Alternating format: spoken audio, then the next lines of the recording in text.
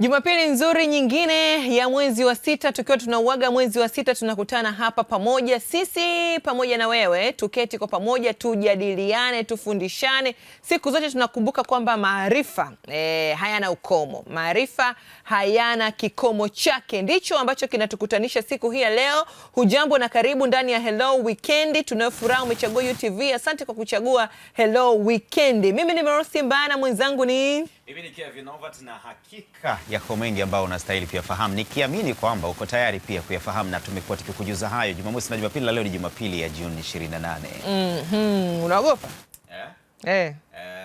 Kwenye baadhi ya mambo kuna sehemu nina hofu, na wakati mwingine hizo hofu nimekuwa nikitaka kuthibitisha kwamba ni kweli si kweli.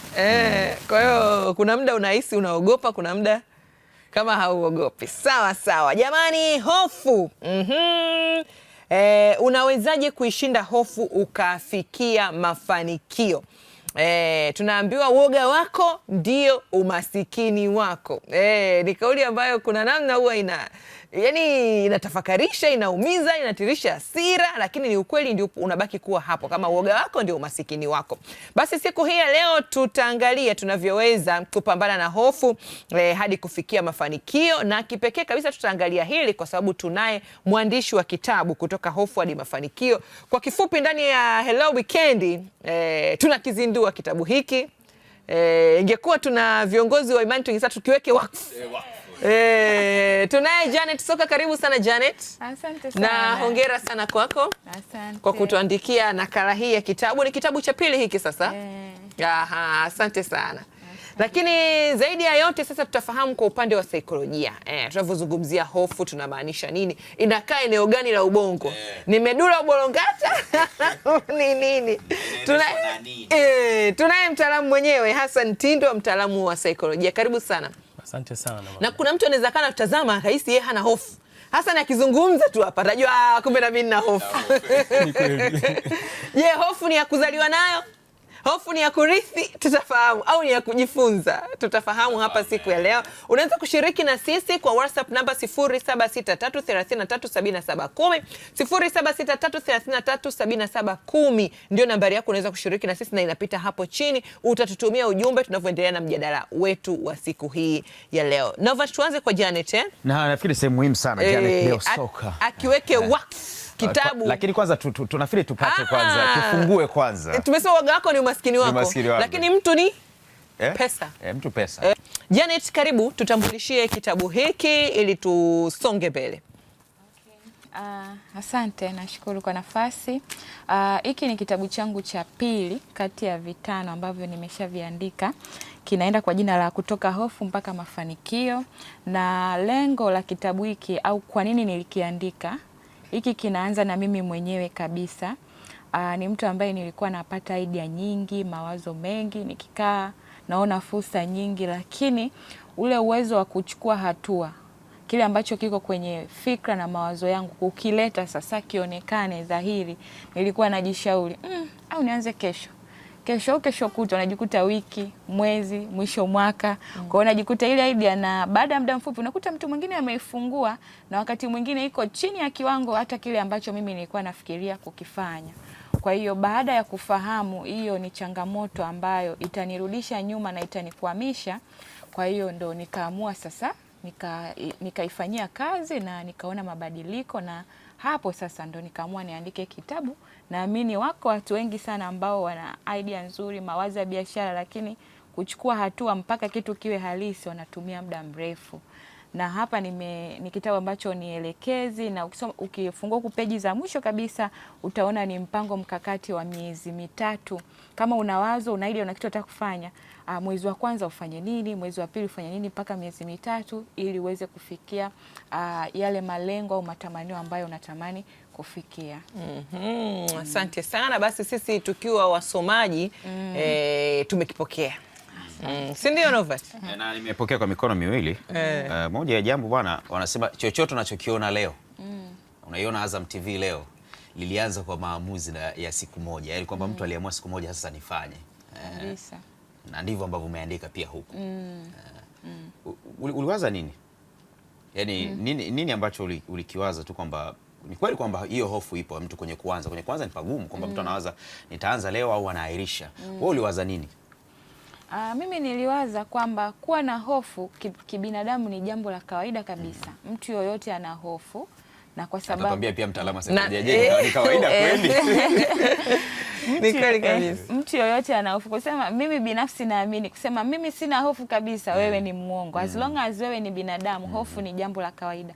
Lakini nini kinatutofautisha kati ya mtu mmoja na mtu mwingine ni namna ambavyo unaitumiaje ile hofu. Yaani naweza kusema kama sio msemo mzuri, lakini kuna mtu ile hofu anakaa nayo mpaka inatengeneza ukuta, inamblock, lakini kuna mtu anachukua ile hofu kama changamoto, anailuka na kuendelea mbele. Kwa hiyo nini niliwaza kwamba mtu aitazame hofu kama fursa au kama jiwe la kupanda ngazi uende juu zaidi, lakini usiitazame kama kizuizi, kwa sababu hofu inaweza ikavunja kabisa daraja, ukajikuta uhamii upande wa pili miaka na miaka.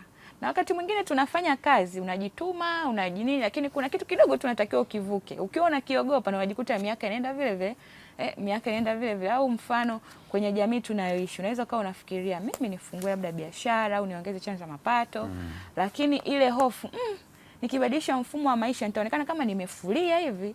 Ile hofu, yani watu wengine wako na cycle wanakunywa, alafu mimi nikawa sijihusishi nao. Ile hofu sasa inaweza kukufanya ukafanya maamuzi mabaya au katoka kabisa nje ya mstari. Kwa kitu nilichokiwaza ni kila mtu ana hofu, lakini namna unatumia hofu yako itaamua maisha yako yawe ya namna gani na jamii inayokuzunguka.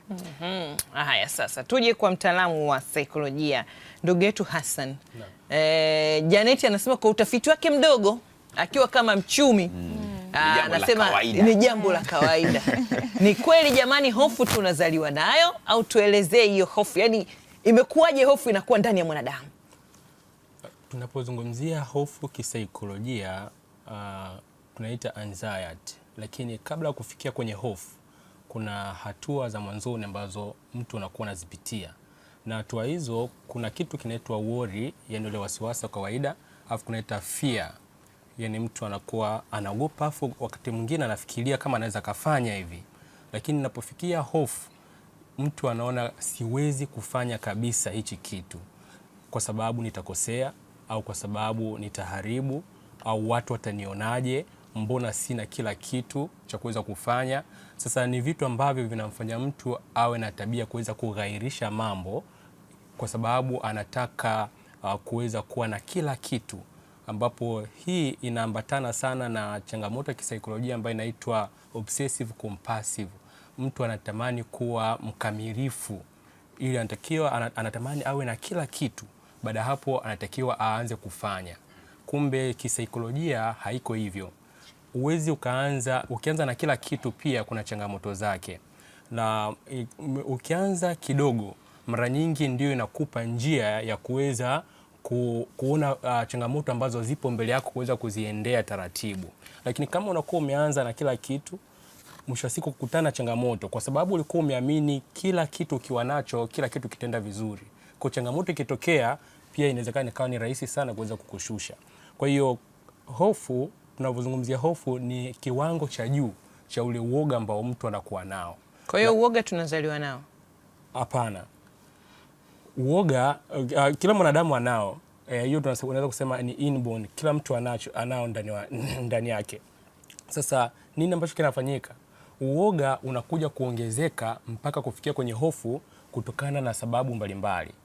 Namna ambavyo tunazaliwa, namna ambavyo matukio tunakutana nayo katika malezi, mazingira ambayo tunaishi, hivyo vyote vinapelekea hii hali ya hofu. Tunapokutana na watu mbalimbali, tunapoingia shuleni, ni nini ambacho tumeambiwa na marafiki zetu? Nini tumeambiwa na walimu? Wazazi wetu wamezungumza nini? Na tulipokuwa tumejaribu kufanya, ni nini ambacho tumeweza kukutana nacho?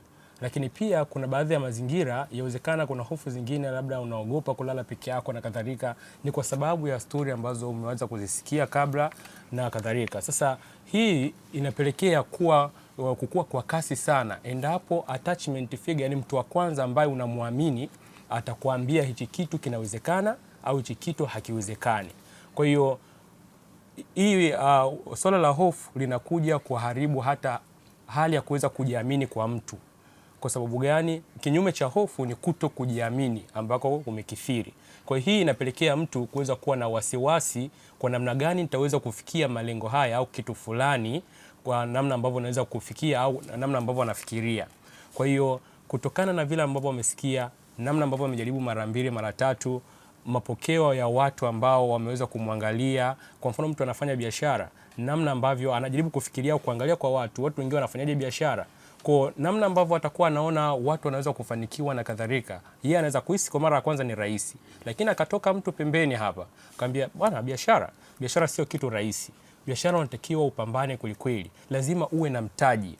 Neno hili moja linawezekana likamharibu huyo, hata kama alikuwa na nia ya kuanza kwa hatua moja, kwa ile 30,000 aliyokuwa nayo, anaanza kuweka wasiwasi kwamba natakiwa kulipia kodi, labda jengo ambalo naenda kufanya biashara, nahitaji mtaji wa kutosha, nahitaji watu ambao naweza nikawaagiza, nitengeneze jina na kadhalika. So hivi vyote anaweza kukaa chini akaanza kuvifikiria hivi vitu, hapana, sitoweza kuvifanikisha, ngoja nitafanya kesho. Naogopa nisije nikaanzisha alafu mtaji ukaweza kuisha kwa kupotea. Kwa hii inapelekea hofu, inaunganisha kati ya hisia. Hizi ni hisia ambazo ni hasi, mara nyingi zinakuja kuletea athari, lakini muunganiko ambao unapelekea hofu kuweza kutambulika, vyote vinakuwa vinachakatwa kwenye akili. Kwa hiyo mtu anapokuwa amepata jambo lolote li lazima litaanza kwenye akili. Sasa hisia zinaandaa reaction, ni nini ambacho natakiwa kukifanya. Kwa hiyo kwenye masuala ya hofu kuna namna mbili. Mtu anapokutwa na hofu, kuna mwingine anaamua kuweza kupambana, kuna mwingine anakimbia. Ni kama kwenye biashara, kuna mwingine na hofu, inawezekana nikianzisha biashara itaweza kuanguka, lakini nasema hapana. Ukiweza kuishinda ndio unasema fight, lakini ukishindwa unakuja una flight, unaikimbia, unasema hapana. Kwa hii inampelekea mtu kuweza kumfanya yeye ashindwe kuendelea kufanya, na kadri anavyozidi kuogopa ndipo ambapo anazidi kuongeza hofu zaidi. Nini ambacho kinamkuta? Msongo wa mawazo pamoja na kuweza kukaa mpweke pia. Sawa Hassan. Janet Soka, moja ya jambo ambalo umeliandika ni kuhusiana na mafanikio yoyote unayoona kwa mtu, kwa taasisi, kwa jambo lolote sasa hivi ni uamuzi mdogo tu kuanza. Wewe pia ni mtaalamu wa masuala ya uchumi. Nawezaje kuanza? Yaani hiyo hofu sasa ipo tayari, lakini sasa ndo natakiwa kuanza. Huu uamuzi mdogo nawezaje kuufanya, Janet? Ni mdogo kama una hofu. Ukiwa na hofu unakuwa mkubwa. Kwa nini kwanza nimetumia neno mdogo? Nimetumia neno mdogo kwa sababu tunasema hatuwezi kupata 10,000 bila kuwa na 500. Kwa hiyo mtu, kwa mfano, unavyofikiria jambo unaliwaza, unaweza ukawaza jambo kubwa sana, lakini hilo jambo kubwa huwezi ukalipata kwa ukubwa huo kama hujaanza. Kwa hiyo tunasema huo ni uamuzi mdogo, kwamba hatua moja, kama nafikiria mimi nifungue biashara, mfano niwe na circulation, labda niwe na mapato, labda niwe napata 3 kwa mwezi. Lakini hiyo biashara ili upate 3 inaanza na uamuzi, ngoja nipitie kwenye ile frame, niulize tu bei ina mtu au haina. Kwa hiyo unavyojipeleka, nitapitia kesho kutwa, hiyo 3 unaweza usiipate kwa sababu tu ile frame hujaenda kuitazama, ambao ni uamuzi mdogo kabisa. Pengine hata kwa kutembea kwa mguu au kupita tu kuuliza dakika chache. Lakini unajua tuko katika jamii ambayo mitandao ya kijamii na exposure inatuonyesha vitu vingi, na vinatuonyesha kwa ukubwa na namna nzuri sana. Na wakati mwingine watu wanahofia kuanza, na waelewa, kwa sababu mtu anaonyeshwa kitu kikubwa, lakini aonyeshwi kilianzia wapi, alipitia changamoto gani, au iliendaje. Kwa mtu akitazama sema, kwa hali niliyokuwa nayo sasa na kitu na kikubwa nakitaka kwa namna ile, sitaweza. Lakini ukweli ni kwamba kila mtu ni vizuri uitengeneze historia yako, au utembee, na tunasema tembea kwa spidi yako kadri ya uwezo wako. Wakati utapoamua hii kitu ikae kichwani na kuiweka practical katika maisha halisi, kuna baadhi ya stress na kujishtukia kutapungua sana kwenye jamii. Unaweza kuta mtu anafikiria kufanya vitu vikubwa, lakini kwa sasa hivi ana uwezo mdogo, lakini akijitazamia, mbona kama jina langu kubwa, mbona kama mimi bwana ofisini nina mshahara mzuri, alafu nataka kufungua hiki kioski. Je, wafanyakazi wenzangu na ule mshahara wanavyojua, mbona wataona kama najizalilisha hivi? Kumbe ungeanza, ingekuongezea chanzo cha mapato. Kwa hiyo kuanza kunaanza na wewe mwenyewe. Wewe unataka nini na una uwezo kiasi gani? Yaani hiyo ndo pointi kubwa sana, kwamba usiangalie watu wengine wanakuonaje au wanakutazama kwa namna gani. Unataka nini? Una uwezo kiasi gani? Pale pale kwenye uwezo wako, anzia hapo bila kutazama watu wengine watakuonaje. Lakini pia lazima uwe na malengo na mpango mkakati, kwa sababu changamoto tuliokuwa nayo, watu wanaanza pengine kwa kupewa idea au kwa kuelezewa kwa ufupi. Yeye binafsi deep down hajui kwa nini anaanza. Kwa hiyo tukianza kutazama safari ya maisha, kwa nini nafungua hii biashara? Lengo ni kupata fedha. Hata kama watu wanasema kaduka kenye kadogo, as long as hela inaingia, maisha yanaendelea. Kwa hiyo usipojua unaanza kwa sababu gani, mawazo, ushauri unaweza ukakutoa kabisa nje ya mstari. Shukrani sana Hassan. Sasa tuelezee, kuna formula yoyote, kuna kanuni yoyote ya namna ya kushinda hofu? Yaani hofu ya kawaida, ukiachana na hii Janet anayotuelekeza hofu ya kwenda mafanikio, ila hofu ya kawaida tu, kama kuna kunywa maji glasi 5, nifanye mazoezi au nizungue, yani au tumie four figure kama ni logi. Tueleze kwenye saikolojia. Kisaikolojia huwa tunaita mbinu. Ziko baadhi ya mbinu ambazo mtu unaweza ukazitumia katika kuweza kupambana na hofu. Miongoni mwa mbinu hizo, inawezekana kwa hofu yako imesababishwa na malezi ambayo umelelewa, au kuweza kuanguka mara kadhaa katika kitu ambacho unakifanya, au kuna mtu ambaye unamwamini sana akakwambia hapana, hichi uwezi, unatakiwa ufanye maana. Tunapaswa kuamini watu pia sana watu. Sababu shughuli kuamini watu sana pia. Ukiamini sana ya kuna athari ambayo unaweza kuipata kwa namna moja ama nyingine. Mtu ambaye unamwamini sana, unamheshimu, anapokuambia kitu kama unaweza, pia ni kama mzazi au bosi wako na kadhalika, akikwambia kitu fulani unakiweza, wewe unaona una kitu, kuna namna ambavyo hata wewe unapata ile hamasa kuweza kufanya hicho kitu. Kwa hiyo kama inawezekana hofu yako ilikuwa imesababishwa kwa kuanguka, kwa kuambiwa huwezi na kadhalika, jambo la kwanza unatakiwa, kama mtu ambaye mkubwa namzungumzia sehemu ambaye anajitambua, wewe anza kukataa zile sauti, kwa sababu wale waliozungumza sio wewe. Na hata kama walikuambia wakati una miaka 10, basi sio yule ambao ulikuwa na miaka 10. Mwisho wa siku ukiweza kuanza kukataa kwamba mimi naweza, chochote ambacho naambia akili yako ndicho ambacho kinasababisha mwili uweze kupata energy ya kuweza kufanya kile kitu. Ukisema siwezi, mwili hauwezi kuzalisha nguvu ya kuweza kufanya kitu kwa sababu umesema siwezi.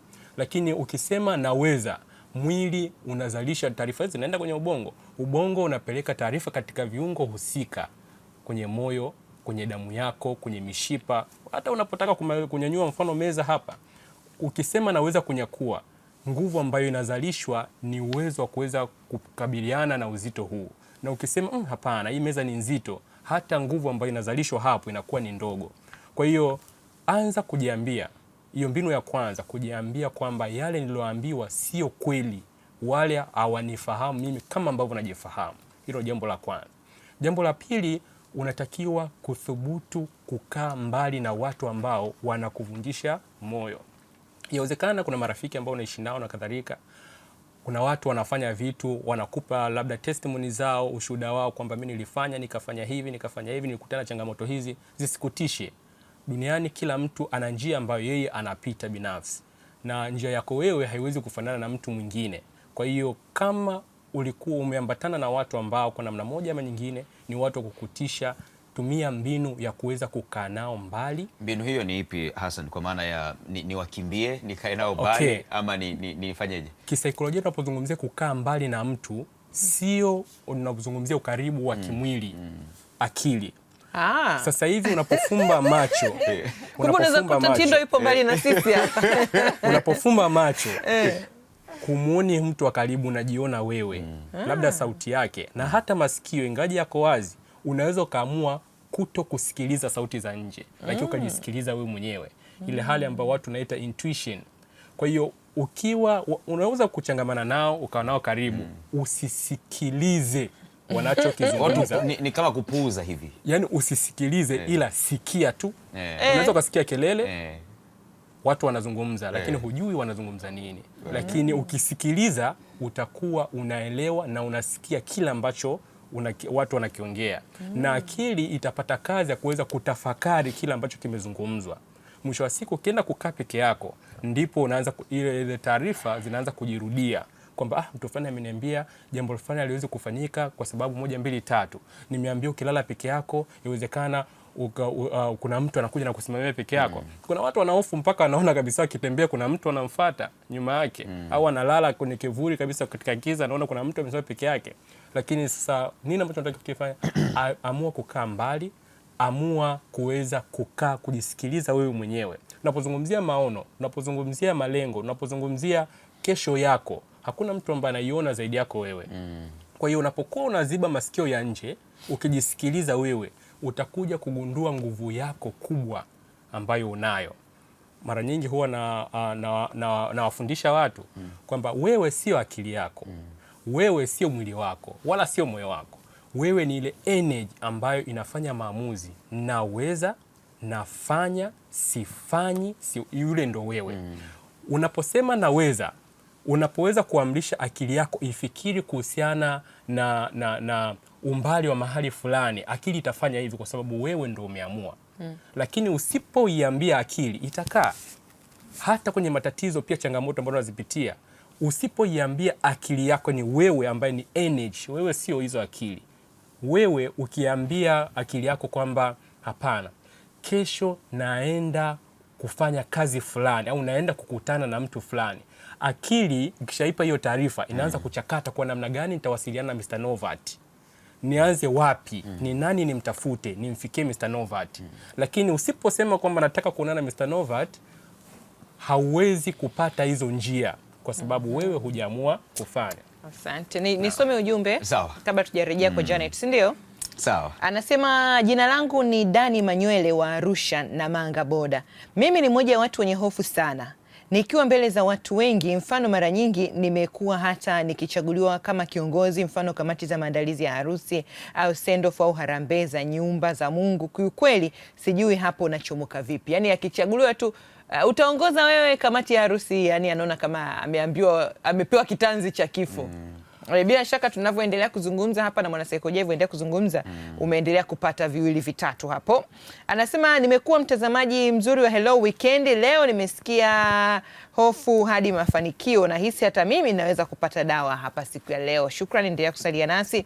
Huyu anasema kwa jina naitwa Tovman kutoka Nachingwea maili 6. Hofu ni kitendo cha kutojiamini kwenye kufanya maamuzi ya mwisho. Asante. Anasema mimi jina langu ni maswali 5. Mimi nakataa hofu, ila tu kianzio sina cha kutosha. Hilo lako Janet. Janet tutatujibu. Anasema yani hofu anakataa lakini kianzio hana. Yaani ana uhakika anajiamini yani. Na kuna moja mstari ameandika hapa ukweli mchungu aliandika Janet, ameandika hivi. Watu wengi hawashindwi kwa sababu hawana uwezo. Wanashindwa kwa sababu hawajawahi kuanza. Hana kianzio amesema. Anaanzaje? Mtu anakianzia. Atatuambia hapo Janet. Anasema dawa ya hofu ni kufanya unachohofia. Anaitwa Innocent Mlacha kutoka Ubungo Kibangu. Shukrani sana. Anasema anaitwa Zainabu Thabiti. Mimi hofu nilipata kipindi nasoma shule darasani, jibu najua lakini nina hofu ya kujibu, kama nikikosea basi ninaweza nikachea. Hao wengi hao. Yaani kwamba jibu nalijua, nikisema hapa sitakuaje. Hofu ni kutokuwa na uhakika kuhusu siku zijazo, changamoto na mambo yanayokukabili. Watu wengi hupitia hisia kama hizi wakati fulani maishani. Unaweza jaribu mambo haya. Moja, anasema usifikirie kila kitu kwa wakati mmoja. Pili, andika mambo yanayokusumbua na yale unayoweza kuyadhibiti. 3, zungumza na mtu unayemwamini kama rafiki, mwanafamilia au kiongozi. 4, jitunze kimwili na kupata usingizi wa kutosha, kula vizuri na kufanya mazoezi kidogo. Haya yanaweza kusaidia kupunguza hofu. Anaitwa Rafael Steven kutoka Mbeya. Formula yake hii. Kwanza, hofu ndio inakufanya ukae kwa amani. Maana kwa maisha ya ubinadamu hofu ndio inatakiwa, ila sio wasiwasi, na wasiwasi ndio umasikini pamoja na uoga wako. Mimi naamini hivyo. Naamini hofu ukae na, ila usiwe na wasiwasi. Haya jamani, mtazamo tunauthamini. Kila mtu anaitwa mchango wake, una nafasi, lakini kadri unavyoendelea kusikia hapa, bila shaka unaweza ukaungana na sisi. Anaitwa Halidi Kachuru wa Korogwe, Tanga, na sasa tulio wengi sana tunashindwa kupiga hatua sababu ya hofu. Yaani tunawaza tutaonekanaje kwa watu. Mwaka wa 3 huu unataka kujenga, ila hofu inanizuia kwamba siwezi. Asante sana kwa mchango wako. Bila shaka baada ya kipindi cha leo utaishinda hiyo hofu. Kelvin, sasa jana turejee pale kwa kuna huu kweli mchungu ulioandika mwanzoni tu mwa kitabu kwamba watu wengi hawashindi kwa sababu hawana uwezo, watu wanashindwa kwa sababu hawajawahi kuanza. Sasa huyu hana kianzio. Hana kianzio. Okay. Kwanza kabisa yani kama nilivyosema ni ukweli ambao ni mchungu. Mara nyingi watu wanaitazama kwa namna kubwa sana, na mimi hata kwenye ushauri wa mambo ya biashara huwa nashauri kwenye kuanza usianze na vitu vya nje. Kwa nini usianze na vitu vya nje? Vya nje kimaanisha nini? Vitu vya nje katika maana ya kama hivyo nasema nataka kufungua biashara, nataka kuanzisha kitu, sina fedha. Usianze na vitu vya nje kwa maana ya kukopa, kuchukua hela ya mtu kusema naomba nianze nayo, kwa sababu tunasema biashara ni uncertainty. Unaweza ukasema ninaanza hivi katika mfumo huu na utanipa matokeo huyu, lakini hali halisi ya soko isikupe matokeo hayo. Na kama ni mkopo unatakiwa urejeshe. Kwa hiyo unaweza ukajiingiza kwenye madeni, changamoto za kifedha na mambo yakawa mabaya sana. Ndio maana nasema unatakiwa uanze na ulicho nacho ili mfumo halisi ukufundishe namna ya kufanya na wewe namna ya kuenenda.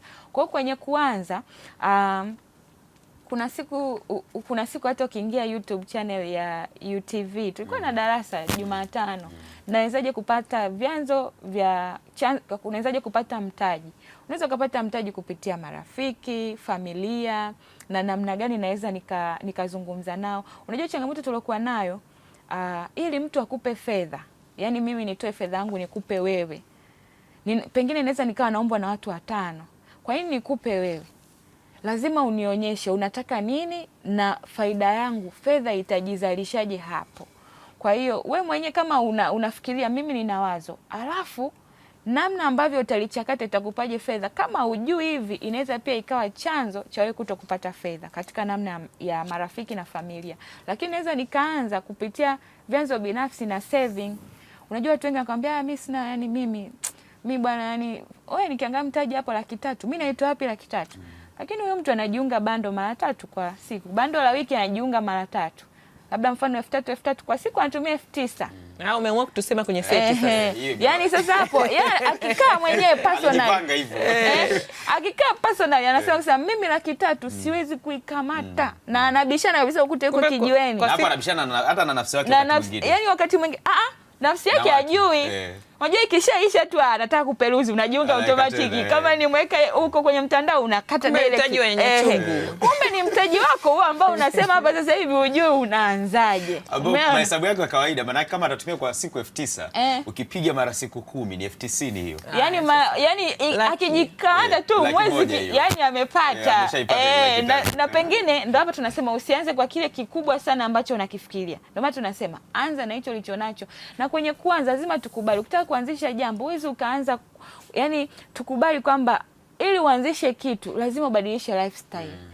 Wakati mwingine jamii sasa vijana wa sasa hivi unakuta mtu anakuambia nimetaka kufungua biashara, lakini maisha anayoishi anaendelea na bata kama kawaida, anaendelea kujihusisha, yani anatoa hela sehemu nyingi, hapunguzi chochote, yani anataka kuongeza na apunguzi. Yani kama ni maji umeweka kwenye mfuko, huku umetoboa na huku umetoboa, kote yanatoka. Hasa huku lazima yaishi. Kwa lazima waache tobo moja kwamba mimi nguvu zangu naekeza hapa. Kwa hiyo ukitaka kufanya ni sacrifice. Yani lazima ufanye sacrifice ya kubalance. Unakuta lifestyle yake ana mitoko kila wiki. Sisemi ni mbaya, lakini kama unataka unautafuta mtaji, kuna vitu lazima uviache ili upate. Lakini pia wewe unajiuliza, ili fedha yangu mimi yani 1% kubwa huwa inaishia wapi? Mimi kwa experience yangu ya kukaa na watu kijamii, watu wengi wanapoteza fedha bila kujua fedha zao zinaishia wapi. Sana sana kwenye fashion, entertainment na vitu vinavyowapa leisure. Unakuta mtu anakuambia Mimi yani 300,000 mimi kuipata ni ngumu, lakini ikitokea tu aina mpya nguo anayo. Ikitokea yani ilikuwa ni miezi mitatu tu ile hela anayoitafuta angeipata. Au unakuta ni entertainment, anapenda raha. Kupenda sio jambo baya, ni jambo zuri kabisa, na mimi nashauri watu wajipe time. Lakini anapenda raha yani to the extent mpaka hela yake aioni inaishia wapi. Maisha, kumbuka kuishi pia. Kwa hiyo usio ukaa unaishi alafu hauna maisha, ndio utaingia kwenye madeni na changamoto za kifedha. Kwa hiyo ni vizuri kila mtu akaanza na ulichonacho, lakini kikubwa upanga tu mfumo wa maisha na ukubali kuanzia chini. Hela yako inaanzia wapi? Weka budget binafsi. Tembea ndani ya budget, na wakati mwingine usijisikie vibaya kuomba msaada, lakini mtu hawezi akakupa kitu kama hajakuwa na uko serious na una lifestyle ambayo inasadiki. Asante. Na hapo alipokuwa anazungumza Janet kwenye kubadilisha aina ya maisha, kuna kipindi familia mkiwa mnajenga utagundua chai ni ya nasi. Umesema familia? Mkiwa mnajenga. Kwa maana wanandoa. Yani familia, yani ndo mmepanga, mnaweza watu wengi. Unajua kuna wengine familia zetu wazazi wetu wamejenga tukiwa wakubwa. Utagundua chai ni ya nasa. Chai ni ya nasa. Na hata sukari nyingi. Ni ya nasa. Sasa nilitaka tuunganishe hapa kuhusiana na mtu anawezaje kuishinda ile namna ya nitafanya baadaye. Yaani kuna ile kuahirisha mambo. Hili jambo bwana mimi nitalifanya tu wakati mwingine. Anawezaje kulishinda hilo jambo na kuanza kwenye ile ambalo umelisema sasa Janet? Jambo la kwanza ni maamuzi. Ni nini ambayo akili yako inaiambia? Inatakiwa wewe uione nguvu yako binafsi. Hivi mtu mwingine anaweza kuiambia akili yako, wewe mwenyewe pia unaweza kuongea na akili yako? Wewe peke yako. Ila sasa maneno ya watu wengine kwa kila ambacho umejiambia inaweza ikaboost zaidi, kukutia nguvu zaidi. Katika motivation kuna intrinsic motivation, msukumo wa ndani wa kwako, na kuna extrinsic motivation. Kwa ule msukumo wa nje unakuwa unatia nguvu zaidi kama ulikuwa na msukumo wa ndani. Kwa sababu gani? Kuna baadhi ya watu leo hii wako vizuri kwenye kufuatilia masomo mbalimbali kwa sababu hawana msukumo wa ndani wa kwao. Akisikiliza sasa hivi, nimeelewa sana. Aisee, hii lazima nitaifanyia kazi. Lakini akitoka hapo anasahau kila kitu kwa sababu hana ile motivation ya ndani. Kwa hiyo cha kwanza ni akili yako iambie. Kwa nini nasema iambie akili yako? Ukiambia akili ndio inakupa nafasi au inakuonyesha nini ambacho unatakiwa kukifanya. Namna gani unatakiwa upange mipango, hizo ratiba zako, wapi uanzie. Hata watu pia ambao wanafanya hicho kitu ambacho unataka kukifanya, utaweza kukutana nao endapo wewe ukiamua. Kwa kama unakuwa wewe una hofu, wasiwasi ni kitu cha kawaida, una ule uoga ni kitu cha kawaida, ila hofu mara nyingi ni hatua ya mwisho katika ile uoga. Yani uoga, kwa mfano ukachukua uoga 10 ukiziunganisha inatengeneza hiyo hofu, na hofu itamfanya mtu aweze kukaa, aweze kughairisha mambo, aweze kusimama, aweze kusema nitaanza kesho. Mwisho wa siku kama ni pesa ilikuwa shilingi 100,000, atasema kwa sababu nitaanza kesho, ngoja nichukue kwanza 10,000. Kwa mwisho wa siku jambo lake lile ambalo analo ndipo ambalo linashindwa, hapo ndipo linashindwa kuweza kufanyika. Kwa hiyo ili kuweza kuhakikisha kwamba hili jambo unaweza kulifanya, kama alivyosema madam, hutakiwi kuanza kusubiria kwamba vitu vya nje, kile ambacho unacho, kabla hujaanza kufikiria kwenda Kariakoo kununua hizo bidhaa, anza kutafuta bei zake. Tembea. Sasa kuna mitandao, katika mitandao kuna vitu vingi sana. Kila biashara ambayo unataka kuifanya, huduma unataka kuifanya, kuna watu wanafanya. Na pia kuna ukiuliza kwenye mitandao, kwenye Google kuna hizo ChatGPT, wanakuletea taarifa ambazo zinaweza kwa namna moja ama nyingine zikakupa hamasa. Kusoma sana, kusikiliza sana, kuomba ushauri sana. Wakati mwingine inawezekana haimati. Unaweza ukashauriwa mambo 50 na usipoyafanya ni 0. Unaweza ukashauriwa jambo moja na ukaamua kulifanya likawa na sauti, linaweza likakuletea matokeo pia. Kwa hiyo thubutu leo kufanya. Acha ile hali ya kuwa perfectionist, hali ya kutaka kuwa mkamilifu. Utimize kila kitu. Hakuna kitu ambacho kimetokea tu na kila siku hiyo kikaanza kufanya kazi. Tulipozaliwa pia hatujazaliwa tunaanza kutembea pia. Tulianza tukakaa chini, tukasaidia kukaa chini, tukatambaa, tukasimama, tukaanguka mara kadhaa, lakini leo hii tunakimbia sisi wenyewe. Kwa hiyo hata katika masuala ya mafanikio, hata katika swala la hofu, anza kupambana na hofu hivi kwa kuweza kuamua kwamba ngoja, hapana, leo hii ngoja niinuke, niondoke, niende mahali fulani. Je, unahofia kufanya biashara au unahofia kuweza kuzungumza mbele za watu? Fanya mazoezi, anza kuzungumza na wewe mwenyewe. Kaa mbele ya kioo chako, ukiwa unatembea zungumza kama unazungumza na watu. Baada hapo, naam, ukitembea huko unazungumza watu watasema huyu mbona kama hakuna mtu huko. Yaani iko hivi, hata mimi binafsi miongoni mwa mbinu ambayo nilikuwa nimeitumia sana kioo, hata nikiwa peke yangu, sio kama kuna mtu ananiona. Naweza nikasimama mahali hakuna watu, lakini nakuwa kama nafundisha watu, na assume kamera iko mbele yangu, nazungumza. Sasa hili unapofanya mara kwa mara, wakati mwingine hata marafiki zangu, hata familia yangu, nikizungumza na mtu ambaye ni familia, ni rafiki, huwa najifunza kumwangalia usoni. Kwa mfano, wakati mwingine hata mbele za marafiki mpo pale, unatakiwa ujifunze kuweza kuzungumza na wale, kuchangia mada. Ile itakufanya uweze, wakati mwingine unapokuwa katika kikundi, sio kila mtu ambaye yuko pale inawezekana unamfahamu. Hata wakati mwingine umetembea kwenye kikundi fulani, una kitu unataka kukisema, kiseme. Yale maneno uliambiwa darasani kipindi kile uko shule, kwamba huwezi, wale watu ambao marafiki zako walikuwa naamini walikuwa nakucheka kwa sababu walikuwa hawajitambui. Na mara nyingi huwa nawafundisha watu, hasa wanafunzi pia, ukiona rafiki yako anakucheka kwa sababu umekosea, huyo sio mtu ambaye anataka wewe uende mbele. Lakini pia na wewe ambao unachekwa, unatakiwa uwe na ile hamasa, kwa nini nichekwe leo? Ni nini nifanye ili kesho nisichekwe? Kuchekwa wakati mwingine ni namna ambavyo unapewa motisha kuweza kufanya kitu vizuri zaidi. Kwa ukichekwa, hata umaskini, hata matatizo, hizi shida ambazo unazipitia, hizi ni fursa. Ukakaa chini ukalia, wazazi wangu walifanya 1, 2, 3, hautobadilisha. Hata kama miaka 2, 3, 4, 5 ukalia, hamna kitu ambacho utabadilisha. Wazazi wako sawa, hawajakusomesha. Wazazi wako sawa, hawajakupa mtaji. Marafiki zako wamenyimwa mtaji. Basi wewe una nafasi ya kuweza kujipambania. As long as uko hai, nafasi nyingine unayo. Ukikataliwa na mtu mmoja, haimaanishi kila mtu amekukatalia. Kwa hiyo amua sasa hivi, yule ambaye yuko tayari kuambatana na wewe, anza kudili naye yule. Muonyesha ushirikiano, onyesha shukrani zako kwake yeye, na pia anza taratibu. Ukinifuata mimi mwana saikolojia, sitaweza kukatisha tamaa. Ila nitakwambia ukweli ingawaje mchungu. Ukimfuata madam hapa, atakwambia ukweli lakini mchungu. Binadamu hatupendi kuambia ukweli mchungu.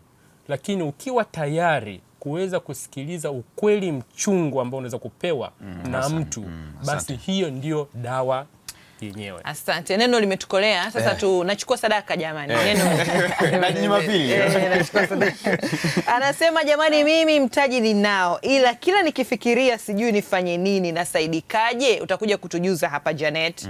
Mimi naomba tu nikopeshe mimi. Anasema anaitwa Mama Shabani wa Gairo. Wanasema wengine jamani, hatuna hofu kabisa, tuna ujasiri wa kuanza. Tatizo biashara ya kumwachia mtu akuuzie nalo ni janga. Taratibu sahihi ni upi? Hamna vijana waaminifu. Yaani kuna mtu anatamani au nianze mimi kuuza maduka ya watu. Mimi mwaminifu, nipeni maduka jamani. Anasema anaitwa Januari Onesfori kutoka Mangola. Anasema mmetuelimisha sana leo, kuanzia sasa hofu goodbye. Anasema tukubali sana. Asante. Kwa kweli hofu goodbye. Imeondoka hiyo. Anasema habari za asubuhi, naitwa Shomari Luganzo wa Magereza Mvuti. Hofu inanikatisha tamaa, lakini ni mwendo wa kujilipua ili kufikia mafanikio. Hongera sana. Anaitwa Rashidi Abdalla wa Nampula Msumbiji. Kwa upande wangu mimi hofu sina, naweza kuanza, lakini mwishoni matokeo sio mazuri, yanakuja mambo ambayo sikuyategemea kabisa, na waganga nimemaliza. Umemkuta yule mganga wa nani? Siri. Nitakupa namba. Pole sana. Ndaona na yetu tutamsaidia. Anasema anakuwa hana hofu lakini mwishoni anakata tamaa.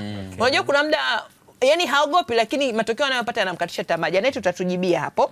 Anaitwa John Michael, yupo Manzese. Mimi hofu yangu, yani siwezi kabisa kusimama mbele ya watu na kuongea chochote, na kuwa na hofu sana, hata nikiwa na pesa nyingi hainisaidii. Amepewa mbinu hapa. Sema mbinu tumeshapewa. Zungumza na kioo. Kuna kingine wakati nasoma, mimi nilikuwa miongoni mwa binadamu, pengine labda alikuwa kama hana adabu hivi kwenye kusalimia watu, nikikuta watu wengi. Yaani naogopa kusalimia hivi, nitaanzaje kuambia shikamoo, yaani nashindwa, lakini nilikuwa na adabu tu. Baadaye nikagundua kumbe naweza tu nikasalimia. Nikaanza shikamoo ile pia kujumuisha. Ya kusalimia na kushinda kabisa. Ilikuwa ni patabu. Unasema kijana Kevin mbona hatumuelewi? Hana adabu huyu, lakini wakiwa wengi tu siwezi. Yaani naona kabisa nasemaje shikamoo ile kujumuisha na tabu. Basi wewe anakuambia hata akiwa na fedha anakuwa na hofu. Sasa tangu nikiwa mtoto nimekuwa na hofu, na inakuwa yani sasa hivi natisha. Bila shaka ameshapata dondoo muhimu za kuzingatia. Anasema anaitwa Halidi Kachura, au ni soma ujumbe wake. Endeleeni kutuma ujumbe wenu, nambari yako ni hapo chini 0763337710 0763337710. Tutumie ujumbe wako hapa, tutausoma tukiwa na wakufunzi wetu wa siku hii ya leo. Tuanze kuwajibu wale. Alisema anamtajira ajui hata afanye nini. Mimi nimesema nikopeshe. Nataja namba unitumie kamtajia. Twende kazi Janet. Okay, kwanza hapo maana yake anazungumzia idea ya biashara. Ana fedha lakini ajui afanye nini. Idea ya biashara unaweza ukaipata kwanza kabisa kutokana na changamoto zilizopo kwenye mazingira yanayokuzunguka. Tunasema tunabadilisha changamoto inakuwa fursa. Uko katika eneo ambalo huduma za kijamii zinakuwa changamoto. Watu pengine mna maduka mbali, mtu anaenda dukani anatumia umbali mrefu. Sasa hiyo ndo fursa, manake ufungue duka. Au kama watu wanaenda kutuma fedha mbali, manake ni fursa ya kuwa wakala. Kwa hiyo idea ya kwanza ni changamoto gani kwenye jamii hiyo ipo, unaweza kuitatua, na hiyo tunaishauri ni nzuri kwa sababu inakupa fedha. Mtu ana uhitaji, unabadilishana na fedha. Idea ya pili unaweza kuipata kutokana na wewe vitu unavyovipenda. Ni vitu gani unavipenda kuvifanya, na hapa tunashauri uwe unapenda lakini hakikisha kina uhitaji kwenye mazingira husika, kwa sababu unaweza ukasema mimi napenda viatu lakini uko katika maeneo watu hawana interest na viatu, so uhitaji wako so uhitaji wako. Lakini pia unaweza kupata idea ya biashara. Idea ya tatu unaweza kupata wazo la biashara kupitia cycle watu wanaokuzunguka. Pia unakuta mtu mimi na rafiki yangu mmoja, yeye aliamua kufungua duka la mavazi wadada kuvaa kwa sababu watu wake wengi ni corporate. Kwa hiyo akaona bwana nina cycle kubwa alafu sina cha kuwauzia na wana view tu status na nini. Kwa hiyo watu wanaokuzunguka pia haina yao ya maisha na vitu ambavyo wanavipenda inaweza kukupa wewe wazo la biashara.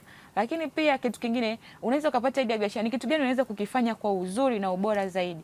Yaani watu wanakurecommend, yani wewe bwana mapishi yako yako vizuri sana. Yaani nikila yani nakula maandazi yote lakini kila andazi lako yani kuna namna naona lina kitu. Wewe una bakery tayari hapo unakaa nayo. Kwa hiyo ule uwezo kitu gani unaweza kukifanya? Yaani wewe mwenyewe unaona tu ni kawaida, unapata comment mbalimbali. Yaani wewe nikikusikiza naona yani kuna kitu ndani yako, kuna content. Wewe ni public speaker mzuri. Kwa hiyo kile kitu ambacho unaweza kukifanya kwa ubora na ukubwa zaidi. Na kubwa zaidi mazingira ambayo yanakuzunguka yataamua ufanye biashara kwa namna gani, kwa sababu kwa biashara unaweza ukaifanya kwa ukubwa, katikati na chini. Issue umemtarget nani, utatoaje huduma yako, lakini pia una malengo ya kufika wapi. Hiyo yote itaamua biashara yako iwe ya namna gani. Na hapo niongezee, kuna mtu amesema anakata tamaa njiani. Ukweli ni kwamba sisi binadamu, mimi ninaamini kabisa sisi hatujajiumba, tumeumbwa. Kwa hiyo kwenye maisha tusisahau eneo la kiroho. Watu wanapambana sana mwilini lakini kuna eneo la kiroho. Kwa imani yako, sijui ni Muislamu, ni Hindu, ni Mkristo, lakini kuna mahali kama mwanadamu unakwama, yani unashindwa hata ufight vipi. Sasa kwa mfano sisi kwa upande wa Wakristo, ukiona mambo yamekuwa magumu ndio unahamia sasa kanisani, unaambiwa usiogope, niko pamoja na wewe, nitakutia nguvu. Sasa pale siende tu ikikwama, wao wanaenda. Wao wanaenda. Sasa maana yake mahusiano yako binafsi na nini? Na Mungu. Kwa sababu hayo mpaka unaambiwa usiogope, maana yake wewe unasikiliza. Usije ukapata changamoto hapo ndio itafuta usiogope, hautaiona. Maana yake wewe uwe na mahusiano binafsi na Muumba wako kwa imani yako. Hiyo ndio inatunyanyuaga wakati wa changamoto. Wakati mwingine tunaweza tukakushauri sijui kaenda kwa mwanasaikolojia, yote haifanyi kazi isipokuwa ni Mungu pekee. Na hapo ndo pataamua sasa matatizo uyabebe kwa namna gani. Yaani kuna mtu mimi namfahamu, alikuwa na biashara, alipiga hasara ya milioni 30. Lakini yuko okay tu, anatembea wala hajachanganyikiwa. Lakini kuna mtu akiangusha 10,000 anavua hadi kofia. Kwa sababu gani? Kwa sababu gani? Yaani wewe milioni 30 anaamini kama Mungu alinipa ile, atanipa nyingine. Lakini 10,000 yani ndio nimeipata kwa shida, sio imani. Kwa hiyo usisahau eneo la imani ndio inafanya tusimame. Bahati nzuri leo tumebalance hapa. Hassan, unazungumzaje kwa upande wa dini ya Kiislamu? Kuhusiana na eneo hilo la kuamini na kufanya maombi kabla hujaanza hizo biashara na hivi vyote. Katika upande wa Kiislamu tunaamini kwamba Mwenyezi Mungu ndio kila kitu. Yeye ndio mwamuzi wa kitu chochote kile ambacho tunakiona. Sisi tumepewa nafasi. Na nakumbuka kuna jamaa wangu mmoja nishakutana naye, yeye ni Mkristo. Ashakuniambia kauli moja ambaye mnaishi sana. Akaniambia sisi wanadamu tuna nguvu mbili ndani yetu. Tuna nguvu ya Mungu, tuna nguvu ya Shetani. Nani ambaye anaruhusu hiyo nguvu iweze kufanya kazi? Ni wewe. Wewe inawezekana umeona shilingi 10,000, umemwona pale brother amedondosha. Nguvu ya Mungu itakwambia bwana mwambie hela yako umedondosha. Lakini nguvu ya Shetani kwenye hali hii ya kiuchumi hapo kwenye uchumi imani unaweka pembeni. Nguvu ya Shetani inakwambia hapana. Yaani nenda kakanyage kasimame pale mpaka aondoke. Kilo 3 za sukari. Kwa hiyo sasa hata sisi tunaamini kwamba sisi Waislamu Mwenyezi Mungu ndiye muweza wa yote. Kuna siku nishawahi kumfundisha mtu kuhusiana na masuala ya huduma hizi mbili ya kiutumishi ya kimungu pamoja na huduma ya kisaikolojia. Unapokuwa unapita na changamoto, anza kwanza kwa mwanasaikolojia. Wakati usi una imani yako, umeshamuomba Mungu, anza kwanza. Kuna vingine ni shida yake ukutane tu na mimi, basi. Lakini ukiona umekutana mwanasaikolojia, hata sisi tunajua kuna changamoto mtu mwingine anakuja unajua kabisa hii hapana. Hii sio ya kisaikolojia hii. Basi unamwambia, unamrefer kwa mtumishi labda wa Mungu na yeye anaenda kumsikiliza kule. Lakini wakati wewe kwa kuwa umekuwa umeona dalili mbalimbali kuhusiana na yeye, utampa zile techniques za kisaikolojia. Kama itakuwa ni tatizo la kisaikolojia, moja kwa moja ataenda kupona. Lakini kama itakuwa sio changamoto ya kisaikolojia, ya imani, lazima atashia. Hata kama akifanya kwa juhudi zote ile jambo, unaona kabisa haliendi, ndo hapo natakiwa aende. Kwa sisi tunaamini kwamba Mwenyezi Mungu ndiye mwamuzi. Hata kisaikolojia huwa naunganisha kisaikolojia na kimani kwamba ukiona jambo lolote limewezekana kwako kwa juhudi zako zote umelipambania, basi Mungu pia ameruhusu. Ukiona umepambania sana mahusiano yako lakini bado yakavunjika, ni Mungu pia ambaye ameruhusu hivyo. Kukubali hivyo sasa. Yaani kubali. Kwa kuna baadhi ya vitu kuna zile mbinu zile ambazo binafsi huwa nawafundisha watu za kudili na changamoto. Kuna kukubali, kuna kutatua na kuna zingine kuzikimbia. Yaani hiyo ipo. Watu wengi sana wazungumzi. Kama umekaa kwenye maporomoko kila mwaka maji na tatizo alikimbiwi. Vita. Kweli? Kwenye maji. Kila siku unakuwa unapitia changamoto ya maporomoko kwenye maji yako kwenye sehemu ambayo unakaa. Ndio unasema ukubali hapo. Tatizo alikimbiwi tatizo. Hakuna. Moto unawaka, kimbia. Hili mimi nakwambieni kwamba kuna zipo baadhi ya changamoto moja kwa moja. Kuna rafiki, unamwona kabisa huyu rafiki yani hapana, hapendi kabisa mimi. Kila ukimpa wazo lako, atakwambia hapana. Wewe bwana, huyu unatakiwa umkimbie. Usikubali tu kwamba ni rafiki yangu tu nitafanyaje na kadhalika. Huu ni mfano tu. Mtu kifiwa, unatakiwa ukubali kwamba nimefiwa, nimeachwa, hakuna namna. Sasa usipokubali, nini kinachotokea? Unajua mimi si unajua bila wewe siwezi na kadhalika. Huyu akiangalia kwamba huyu analia sana, ndio huyu akumshikilia na kadhalika. Kwa hiyo ni muhimu sana kuweza kuzingatia mambo kama na hapo alipozungumzia kuhusu kukimbia kwa sisi ambao tunafuatilia tamthilia ile ya Orhan uwanja wa vita. Hapa nakusikiliza. Kuna muda utasikia turudi nyuma. Yaani kamanda ulikuwa unamtegemea kabisa. Lakini turudi nyuma. Sawa. Huyu anasema mimi naitwa Ramla Hussein, nipo Arusha Olasiti. Mimi unakuta nimejipanga kabisa kama alivyozungumza mwanasaikolojia hapo. Nimejipanga, nimejiangalia na kwenye kioo, nimepractice. Nikitoka tu nje, confidence kwisha. Goodbye. Goodbye. Safi. kama ambavyo nimesema, inawezekana mtu kajipanga, lakini kuna kitu ambacho kinaleta confidence na kinaondoa hofu. Kuna kitu kinaitwa content. Ukiwa kuna namna umejiandaa kwa kile ambacho unaenda kukizungumza. Unapoenda kuzungumza na mtu, acha kumfikiria yeye atakuuliza swali gani. Yaani ukijiandaa hivyo, inawezekana ukutana na swali lingine ukashindwa kujibu. Andaa content zako. Kama unaenda kufundisha tu, kuongea tu, kaongea. Hata jifunze kuongea hata sentensi moja mbele ya familia, sentensi moja mbele za watu, sentensi mbili. Ile itakufanya wewe uangalie mwitikio wa watu. Kumbe sentensi yako moja yawezekana ingesaidia kuibua mjadala mzima ambao ungeweza kuendelea pale. Na mwisho siku, bwana tunashukuru sana kwa kile ambacho amekizungumza. Kwa hiyo kile ambacho unacho usikubali kukaa nacho. Anza kujifunza kuzungumza hicho na anza kujifunza na watu ambao unawafahamu. Leo hii utaogopa au utakuwa na wasiwasi na hofu kwamba nikienda kuzungumza mbele za watu itakuwaje na kadhalika. Kama ambavyo nimetangulia kusema, chochote unachoiambia akili yako ndio inapeleka taarifa katika viungo vyako. Inawezekana mwisho wa siku mtu ana hofu kiasi kwamba akisimama mbele za watu anatetemeka. Wakati mwingine anajisi kabisa hata jasho linakutoka na kadhalika, diganzi. Kwa sababu gani? Umeshajiambia, lakini wejiambie naweza. Naenda kuzungumza kitu hiki kimoja. Ukiweza kufanya hivyo, itakuwa ni rahisi sana kuweza kuzungumza kitu kile na mwisho wa siku hofu. Kwa kadri unavyozidi kufanya mara kwa mara, ndivyo ambavyo utaweza kupata hiyo confidence. Sio siku moja. Fanya taratibu, ndivyo ambavyo utaweza kujiimarisha. Sawa, kuna jambo moja hapa kwa Janet Soka, mwandishi wa kitabu hiki kutoka hofu hadi mafanikio. Huamini kwenye kuanza kwa kelele bali kwa misingi, lakini pia huamini katika bahati bali maamuzi sahihi ambayo yanajirudia kwa muda.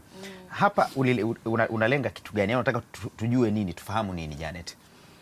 Kwanza kabisa siamini kuanza kwa makelele. Yaani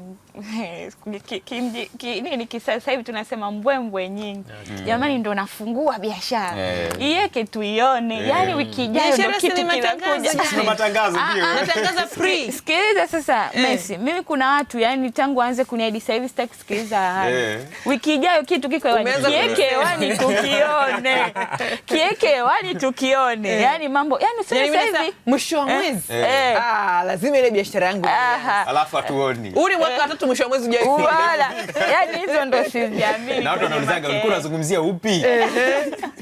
Yaani hayo makelele mimi personally siamini.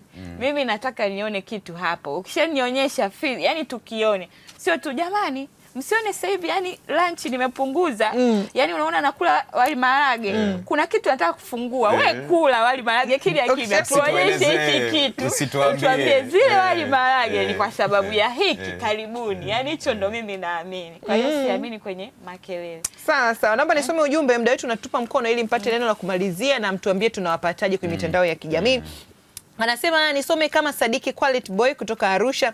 Kama ni dozi imeniingia, nimesikiliza kipindi mwanzo hadi mwisho. Sasa hivi naongea mwenyewe kwenye kioo hapa. Kachukua formula ya pai kutoka kwa Hassan. Anasema naitwa Kafuru Mfungo kutoka Kakubilo Geita. Mimi siogopi deni kama nina uwezo wa kulipa, maana hofu huwa inanisaidia kuwahi kulipa mapema bila wasiwasi. Asante. Anaitwa Steven Masito kutoka Morogoro. Nafuatilia kipindi, nashukuru sana. Naona kuanzia sasa nguvu ya ndani imeinuka kwa ndani ya leo. Hofu goodbye. Asante sana.